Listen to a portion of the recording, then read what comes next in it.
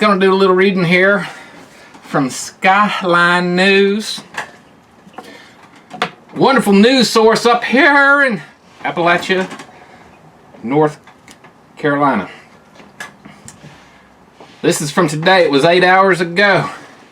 Weird music video surfaces of local anarchists engaging in satanic ritual, kidnapping man from a pickup, pouring gasoline on truck, women with axes, blood-stained lips.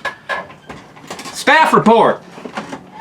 Former Asheville anarchist Nicole Sweeney tells Skyline the anTEEfuh anarchist movement in Asheville and major cities are fueled by Satanism, and that young people that get caught up in the anarchist movement are involved in witchcraft.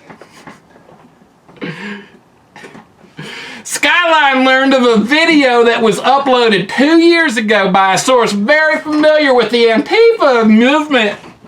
We showed this video to Nicole Sweeney, and Sweeney said, "This is not a theatrical video. This is a message. It is a recruiting tool to capture young minds that are already troubled."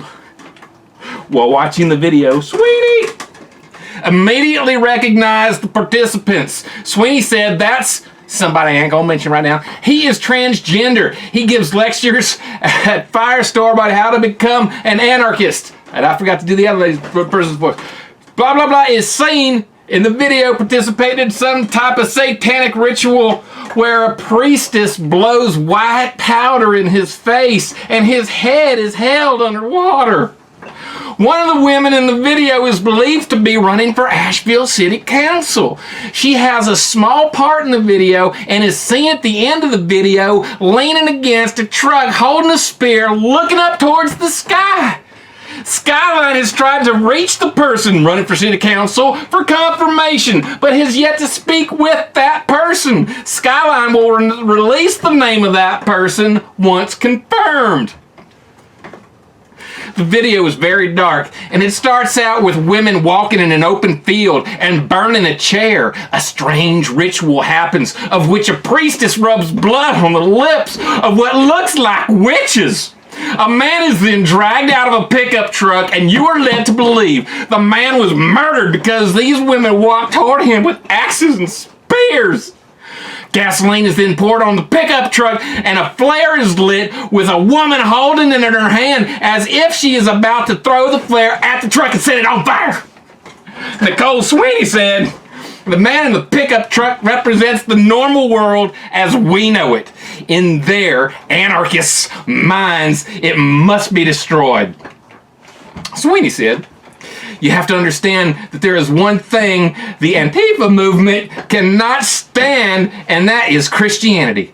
Christians go against everything the anTEEfuh movement stands for because the anTEEfuh movement is Satanism. The public is led to believe that anTEEfuh is against racism, but it is all smoke and mirrors to deceive the public. What is racism?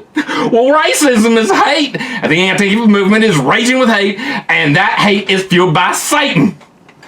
Firestorm is a bookstore on Haywood Road in West Asheville, North Carolina.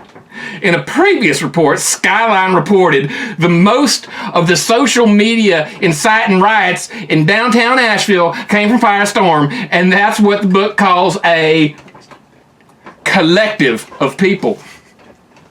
People that participate in Firestorm activities include local Democrat politicians, BC Democrat politicians, campaign field coordinators, and members of the Buncombe County Democrat State Executive Committee. In 2008, WRAL News reported a Durham couple was involved in a satanic cult and was charged with kidnapping, rape, assault charges. Joy and Craig Johnson shackled their victims to a bed. They kept some of their victims in dog cages and starved them in their Albany street home. They beat and sodomized a man with a cane and raped a woman. Joy Johnson was the vice chair of the North Carolina Young Democrats and the third vice chair of the North Carolina Democrat National Party.